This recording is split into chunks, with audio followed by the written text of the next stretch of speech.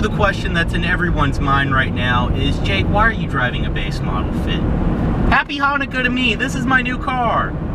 No, I'm just kidding. Long story short, the Jetta's coolant bottle had a crack in it, and we had to get it replaced. So the car's at the shop here in Richmond, and it's busy season for both of my parents, so my dad was at work until about 7 o'clock tonight. He just got home, and so during the day he dropped me off to wait for the car because they said it would be done. Long story short, it wasn't done, and I was left there without a car. So they were very cool about it. They all know me, and this is my loaner. This is a 2013 Honda Fit base. This vehicle has 6,200 miles on it. And, you know, I thought I would just give you guys a proper test drive. Depending on how long I have it tomorrow, because tomorrow is my day off, I'll try to get a tour of it. Maybe a daytime drive. Don't know for sure. But thought I would give you guys a little night drive and just what I think of the Fit, especially because my daily driver is probably the best hatchback Honda ever made. That's not biased at all. The EP3 generation Civic Si. Merge onto the highway here. Take you on my typical test drive route.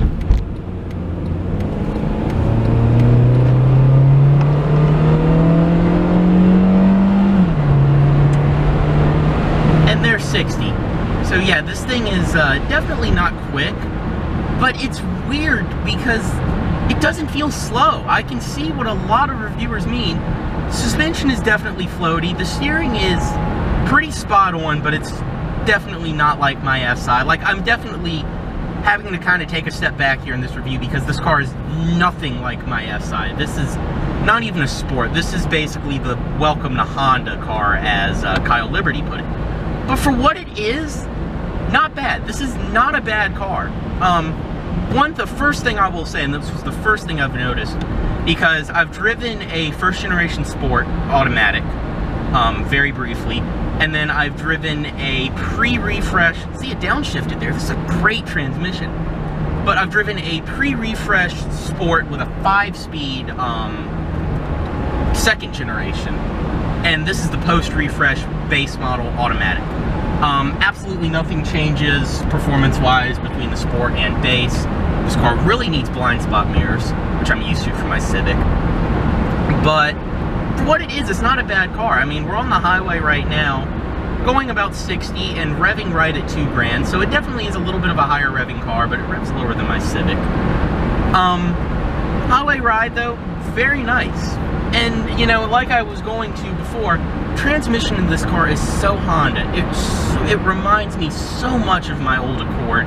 It's so crisp shifting. It's very, very nice. But, I mean, it does not hesitate to downshift. That was from about 50 to 60. So it is slow. Like, it is a slow car. And that is coming from the man who drove a Saturn for 2 years. Don't know the specs exactly, but I believe the Fit makes around 120 horsepower. I know someone's going to correct me. And it has a 1.5 liter VTEC engine. And you're going to brake through the curve. But this road is wet, and this car is not mine. So I probably should not be doing any crazy driving, which I am anyway.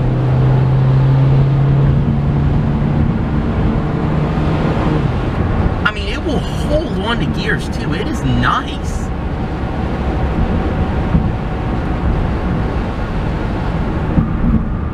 And the ride of this car is so soft. It's the perfect balance between handling and just comfort. I mean, it's definitely a comfortable car.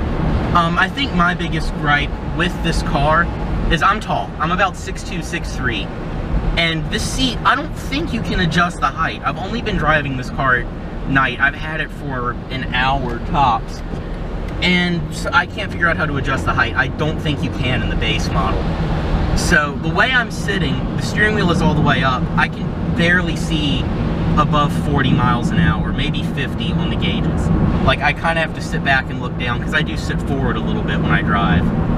But it's still comfortable. Like, I'm not out of room or uncomfortable. It's just kind of hard to see. Another thing with this car too, it kind of reminds me of my ex-girlfriend's Volkswagen Beetle. It has a very large dash, and you are very far away from the windshield, and it's got a very small sloping hood, so it's very easy to drive. It is the perception in this car is very, very easy, which a lot of people probably like.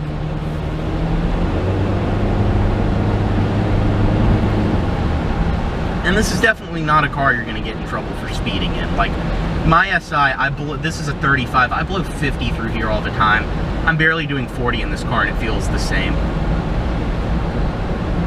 But, I mean, I really like the wheel. Since this is a base, it doesn't have the leather-wrapped wheel. It's just the regular polyurethane one. And it's typical new car. It's thick. It's nice and grippy. Since this is a 2013, it does have cruise control. Let's go. Green light. Green light. Throttle is a little touchy in this car too. It is electronic, so you get that.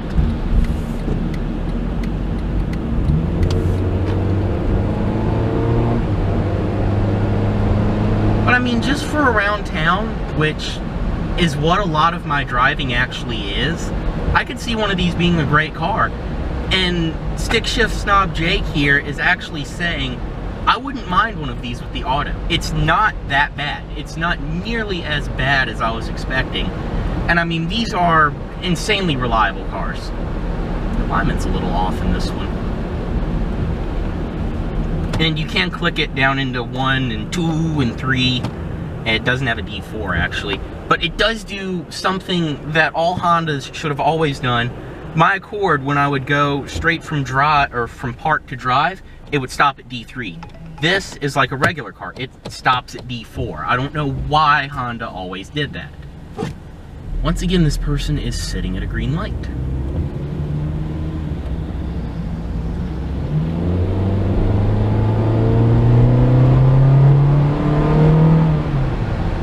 Yeah, it's not fast.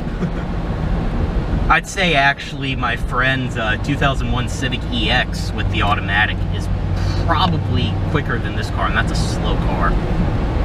But you don't buy a Fit to tear up the roads, and honestly, these things handle like a go-kart. They are so fun to toss around. I threw this thing through a freeway exit, and it did not complain at all. Like, they are great for that. They're just a great, easy, cheap car to own. Oh, you really are gonna hold everyone up, aren't you? You can't tell I've been in the car all day, and I'm just really sick of holiday drivers. Let's go, let's go, let's go. Let's move the geo-tracker. Oh, something in the back rattles when you accelerate. But you can see what I mean. It's a crisp automatic. It's very, very nice. And we're getting into the area you would definitely buy a Fit if you live in. We're getting into the downtown-y part of the city.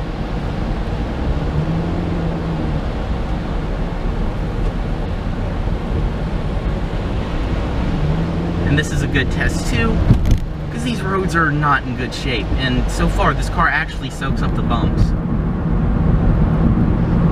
Like, you have to remember too, I'm pretty sure this car, I know it doesn't have a rear independent suspension. I'm pretty sure it has a torsion beam. And so it probably crashes over bumps a little bit on really harsh roads, but this thing's actually softer than my Civic is. But my Civic is the SI.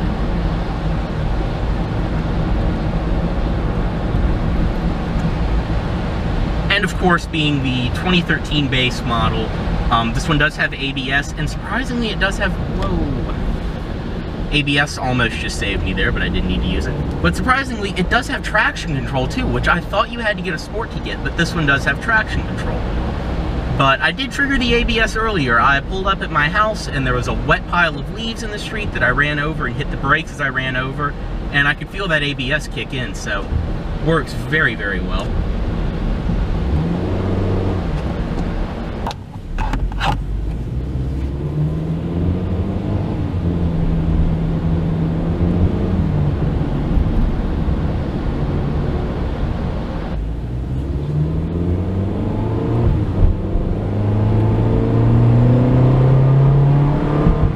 God, this thing is slow. I mean, that was quarter throttle right there just to keep up with this RAV4. A few other things I'll touch on, just kind of driving it around. I really like the seating position of this car. Like I said, if the wheel went up higher, the seating position would be perfect, but I like the way it sits. There's good thigh support. These seats are definitely a lot plusher than the first generation, and they have pretty good bolstering. Another thing I really like, car does have a dead pedal. First generation Fit did not have a dead pedal. That's something I believe Regular Cars touched on in one of their videos. But the second generation does have a dead pedal, which is very nice, because that's something you miss when you own a car that doesn't have one. Thankfully, my Civic does have one. Otherwise, inside, I mean, this is all standard fit. You have your climate controls here, very easy to use. I really like the interior lights. They're this nice blue. The gauges are backlit all the time, but blue, white, blue, and then down here you got your clunky clunk for your defrost and all that. Car does auto lock, as I'm sure you heard in the video. When you start moving, it will lock automatically. Does have an automatic driver's side window too. I mean, I will make a tour of this and touch on everything, but these are just little tiny things I'm noticing as I spend time with it. Because this is actually a car I really used to want. I really wanted a Sport, and it was really a car I could see myself in. It's a car I could still see myself in too.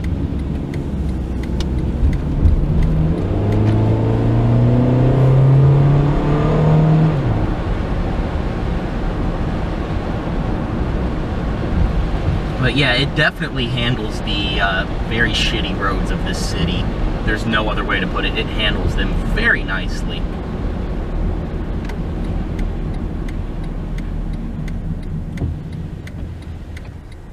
And it's just, at least for me, I'm not trying to sound like Honda king of the world here, but it's very familiar. It's very typical Honda. Like, you get in and everything feels like any other Honda.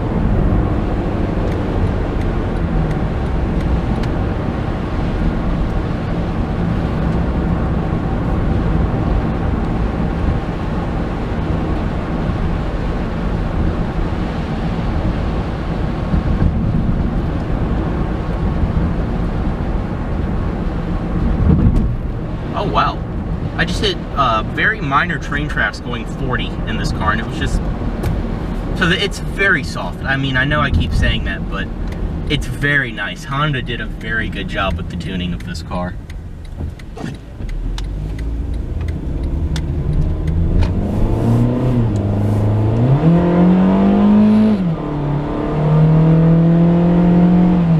I don't know what that is in the back whenever you nail it, but something goes like some kind of plastic. See, once again, downshifted going uphill. Like, it knows what it's doing.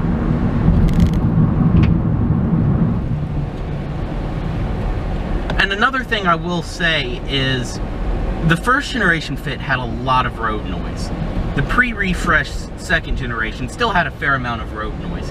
I can already tell after just a little bit of time with the post-refresh of the second generation, this car's a lot less road noise than both of those. Like, it's still got some, but it has a fairly quiet ride to it. I think you definitely hear engine more than anything, which is kind of rare for a Honda. Usually Hondas are more like tire and wind noise than engine, but that's just my observation.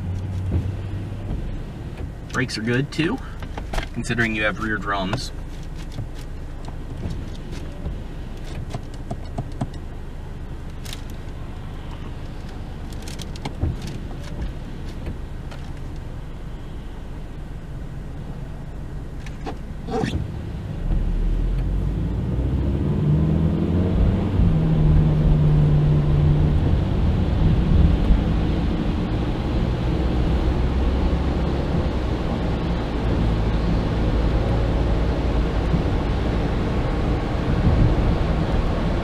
Car definitely does like to reach its top gear though with the transmission, but that's nice for fuel economy.